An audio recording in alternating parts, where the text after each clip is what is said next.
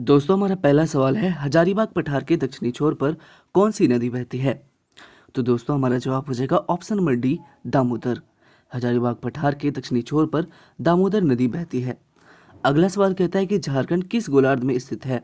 तो दोस्तों हमारा जवाब हो जाएगा ऑप्शन नंबर ए, उत्तरी गोलार्ध में अवस्थित है झारखंड। अगला सवाल कहता है कि झारखंड में प्रखंडों की कुल संख्या कितनी है। तो दोस्तों झारखंड में प्रखंडों की कुल संख्या है 267। अगला सवाल कहता है दोस्तों कि बिरसा मुंडा के गुरु का नाम क्या है। तो दोस्तों बिरसा मुंडा के गुरु का नाम है आनंद पांडे। क्या नाम है? आनंद पांडे। आनंद पांडे ही बिरसा मुंडा के गुरु का नाम है। अगला सवाल कहता है कि झारखंड में किस प्रकार की या किस क्रम की चट्टानों का अभाव है। तो दोस्तों यहाँ कुडप्पा क्रम के चट्टानों का अभाव है या फिर यहाँ पर ये नहीं पाया जाता। अगला सवाल कहता है कि प्रथम वायसराय लॉर्ड कैनिंग ने कब इलाहाबाद में दरबार लगाकर महारानी विक्टोरिया का घोषणा पत्र पढ़ा था।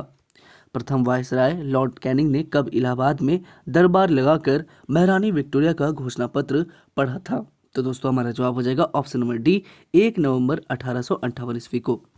अगला सवाल कहता है दोस्तों कि अबुआ राज अपना राज की उद्घोषणा किस मुंडा सरदार ने की थी। तो दोस्तों हम सभी जानते हैं बिरसा मुंडा ने करी थी। चलते दोस्तों अगले सवाल की ओर।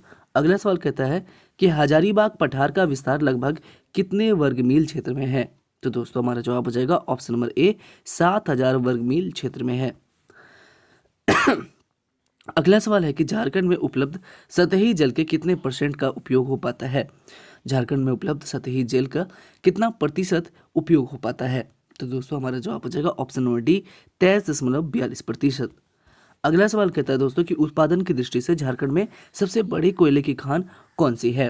तो दोस्तों हमारा जवाब हो जाएगा ऑप्शन नंबर ए, आम्रपाली।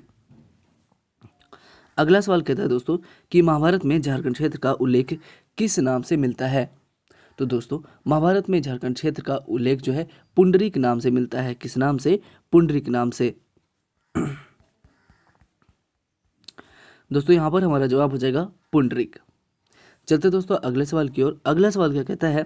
कहता है कि पूर्व मध्यकाल में निर्मित टांगी नाथ मंदिर शिव मंदिर झारखंड के किस जिले में स्थित है। तो दोस्तों हमारा जवाब हो जाएगा ऑप्शन नंबर ए, गुमला में अवस्थित है। अगला सवाल कहता है कि राजमहल की पहाड़ियां तथा संबंधित मैदान छोटानागपुर पठार के किस भाग में स्थित है। तो दोस्तों हमारा जवाब हो जाएगा ऑप्शन नंबर सी, उत्तर पूर्वी भाग में अवस्थित है। अगला सवाल कहता है दोस्तों कि राजमहल की पहाड़ी का जो भाग है ये इसकी औसत ऊंचाई कितनी है। तो दोस्तों राजमहल की पहाड़ी भाग की औसत ऊंचाई कितनी है। तो हमारा जवाब हो जाएगा ऑप्शन नंबर ए, 1500 से 3000 मीटर। अगला सवाल कहता है कि किस जेल में बिरसा मुंडा की मृत्यु हो गई थी, है जैसे। तो दोस्तों हमारा जवाब हो जाएगा ऑप्शन नंबर सी, रांची।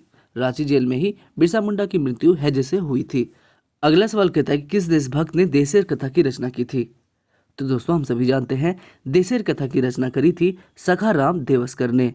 तो दोस्तों सखाराम देवस्कर ने ही देसेर कथा की रचना करी थी। अगला सवाल कहता है दोस्तों कि रजरप्पा जलप्रपात किस नदी के संगम पर स्थित है।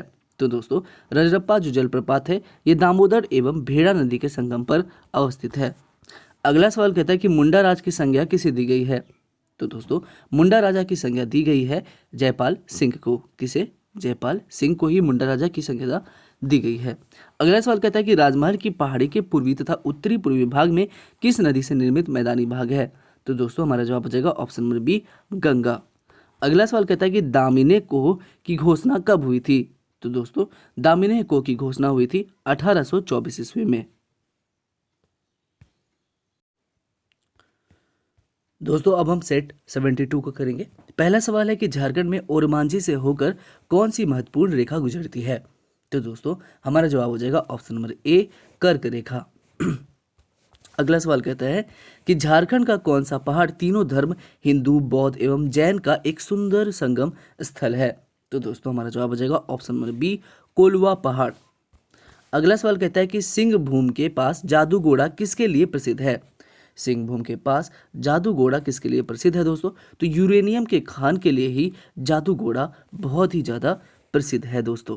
ठीक है, किसके लिए? यूरेनियम खान के लिए। चलते दोस्तों अगले सवाल की ओर। अगला सवाल कहता है कि उड़ाव और पहाड़िया भाषा का संबंध किस भाषा परिवार से है। उड़ाव और पहाड़िया भाषा का जो संबंध है ये किस भाषा परिवार से है दोस्तों। तो हमारा जवाब हो जाएगा ऑप्शन नंबर सी, द्रविड़। अगला सवाल कहता है कि शेख भिखारी किस विद्रोह के साथ जुड़े हुए हैं। तो दोस्तों शेख भिखारी जो है ये किस विद्रोह के साथ जुड़े हुए हैं, तो ये 1857 का विद्रोह के साथ जुड़े हुए हैं। अगला सवाल कहता है कि झारखंड का पहला कृषि विश्वविद्यालय कौन सा है। तो दोस्तों हमारा जवाब हो जाएगा ऑप्शन नंबर बी, बिरसा कृषि विश्वविद्यालय। अगला सवाल कहता है कि झारखंड का कौन सा क्षेत्र 1831 से 32 ईस्वी के कोल विद्रोह से प्रभावित था। तो दोस्तों हमारा जवाब हो जाएगा ऑप्शन नंबर सी, हजारीबाग। अगला सवाल कहता है कि सहस्त्र बुद्ध काटेश्वर नाथ कहाँ है। तो दोस्तों हमारा जवाब हो जाएगा ऑप्शन नंबर ए, चतरा में। कहाँ पर है, चतरा में। अगला सवाल कहता है कि सर्वाधिक जनजाति प्रतिशत वाला जिला कौन सा है। तो दोस्तों हमारा जवाब हो जाएगा ऑप्शन नंबर ए, खूंटी। अगला सवाल कहता है कि झारखंड में 1858 ईस्वी के विद्रोह का नेतृत्वकर्ता कौन था। तो दोस्तों कौन थे, ठाकुर विश्वनाथ शाह थे। तो हमारा जवाब हो जाएगा option number C, Thakur Vishwanath Shah. अगला सवाल कहता है कि दामोदर नदी का बहाव निम्नलिखित में से किस दिशा में है। तो दोस्तों हमारा जवाब हो जाएगा ऑप्शन नंबर बी, पश्चिम से पूर्व। अगला सवाल कहता है कि मुख्यमंत्री विकास योजना किससे संबंधित है। तो दोस्तों मुख्यमंत्री विकास योजना जो है ये राज्य का सर्वांगीण विकास से संबंधित है। अगला सवाल कहता है कि नागवंशी राजाओं का शासन कब से आरंभ हुआ था। तो दोस्तों हमारा जवाब हो जाएगा ऑप्शन नंबर सी, 64 ईस्वी से। चलते दोस्तों अगले सवाल की ओर। अगला सवाल कहता है कि झारखंड की कुल जनसंख्या में महिलाओं की जनसंख्या का प्रतिशत कितना है। तो दोस्तों हमारा जवाब हो जाएगा ऑप्शन नंबर डी, 48.67%। अगला सवाल कहता है कि झारखंड में भू विज्ञान संग्रहालय कहाँ स्थित है। तो दोस्तों हमारा जवाब हो जाएगा ऑप्शन नंबर ए, रांची में। अगला सवाल कहता है दोस्तों, कहता है कि झारखंड की कौन सी खान एशिया की सबसे बड़े लोहे की खान है। तो दोस्तों हमारा जवाब क्या हो जाएगा, हमारा जवाब हो जाएगा ऑप्शन नंबर सी, नोवामुंडी। अगला सवाल कहता है कि निम्नलिखित में से कौन सा दामोदर नदी पर बना बांध है। तो दोस्तों हमारा जवाब हो जाएगा ऑप्शन नंबर डी, उपयुक्त सभी ही, पंचेत कोनार भी, तिलैया अच्चर भी और मैथान बर्मो भी।